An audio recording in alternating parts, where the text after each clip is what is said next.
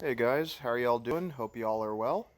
So this is gonna be my first sort of vlog of kind of like the movie reviews I'm gonna be doing on my website, and this one is gonna be about Spider-Man Far From Home. And obviously this is I want to say it's what the seventh Spider-Man film now, the second in the MCU, starring Tom Holland, Zendaya, Jake Gyllenhaal, and the rest. So just a brief background on my history with Spider-Man. I'm a big Spider-Man person, though admittedly I haven't really read the comics, but I grew up watching the Tobey Maguire films. The second one is one of my all-time favorite movies. And I have kind of mixed feelings on the Andrew Garfield ones, but and then of course when Tom Holland took over the role and played him in Captain America: Civil War, I liked Tom Holland's performance. And then I saw the Spider-Man Homecoming, and that one I'll admit, I liked it okay when I first saw it, but I felt that it took me a while to get used to the idea of like Spider-Man in that kind of like Robert Downey Jr. MCU phase, and kind of like with that snappy humor and whatnot. But the more I watched, the more I liked it. And finally I got around to Spider-Man Far From Home. I've seen it about probably two or three times, but just my quick thoughts on it. So overall,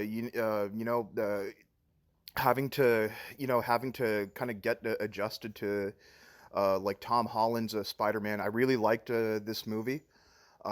Just a brief synopsis. So it takes place a short while after the Avengers Endgame, and of course, Tony Stark and as Iron Man has passed away, and Peter's having to deal with the fact that he doesn't have like a father figure in his life. Of course, Tony Stark is kind of like the surrogate for Uncle Ben in this incarnation of Spider-Man.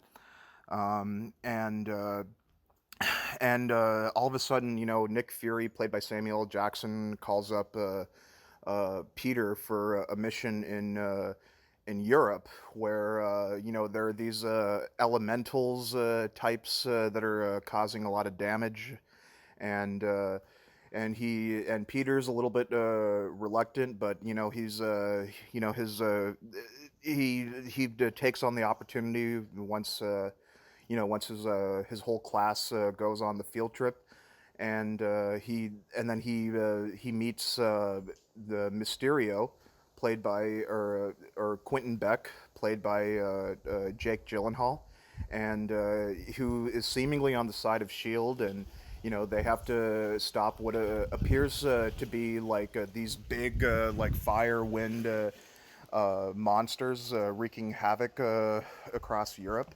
But along the way, Peter discovers that all these events are actually staged. They're fake events staged by Quentin Beck, and he figures out that Beck is actually the villain. Mysterio being one of Spider-Man's more iconic villains, and so in throughout the course of the movie, he has to kind of uh, he has to kind of try to outsmart Beck and try to figure out a way to like thwart his plans.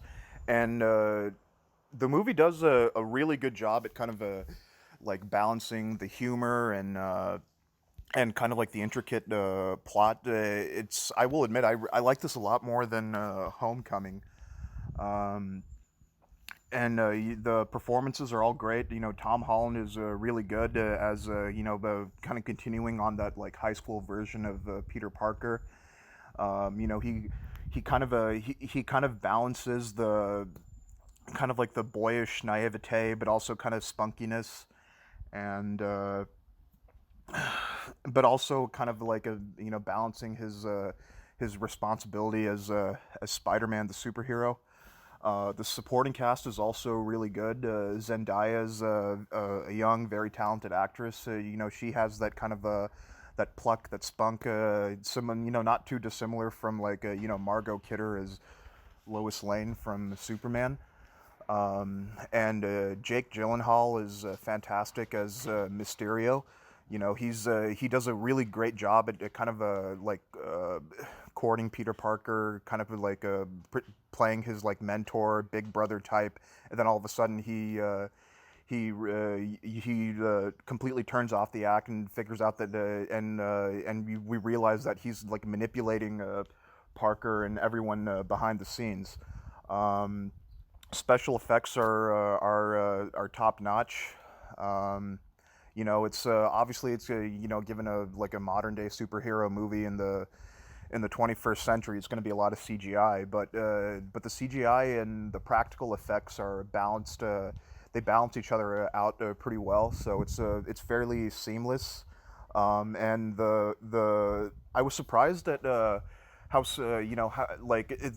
plot is a little bit more complicated than like previous Spider-Man films, just because now it's in like the MCU and it's like this big expansive universe. But the scriptwriter really does a good job at kind of but at creating kind of like a complicated scheme by the villain played by Jake Gyllenhaal, but at the same time it doesn't come at the expense of Peter's main story, which is it's like how his personal life is affected by him being Spider-Man, and we see him kind of like awkwardly trying to get with MJ, the Zendaya's character.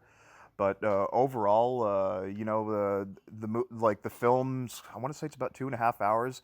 It flows very well. The all the actors are great. John Favreau plays a supporting role as Tony Stark's best friend and his I guess now like Peter's unofficial mentor. Marissa Tomei is also a lot of fun. She's really funny and as Peter Parker's Aunt May. Yeah, Marissa Tomei is great as Peter's aunt. Like I said before, she's very funny, but but still has that kind of like maternal, parental figure for Peter Parker. And Samuel Jackson's always a lot of fun as Nick Fury because he's so stoic and stern, and he hardly ever smiles, and you have a lot of great funny comedic moments with Samuel Jackson's character. Uh, and Jacob Batalon, I think that's how you say his name, as Peter's best friend Ned. He's really funny. He's very enjoyable. Um, and yeah, overall, all the performances, the all the supporting actors are great. It's very entertaining, very enjoyable. And yeah, it kind of if you're going from like Tobey Maguire to Andrew Garfield to the Tom Holland version, it's a little tricky to adjust to like the different variations, but overall it's a lot of fun. And but at the same time, it has like an emotional core, an emotional heart. It's kind of like how Peter's kind of trying to like navigate with his like responsibilities of being Spider-Man, but also taking on these great, incredible threats. And I'm really looking forward to Spider-Man: No Way Home. And it's kind of an open secret at this point that Tobey Maguire and Andrew Garfield are set to return. I mean, you have Doc Ock, Alfred Molina, and then Jamie Foxx's Electro. You see them all in the trailer. So yeah, that'll be a lot of fun. And talk to you later. Bye.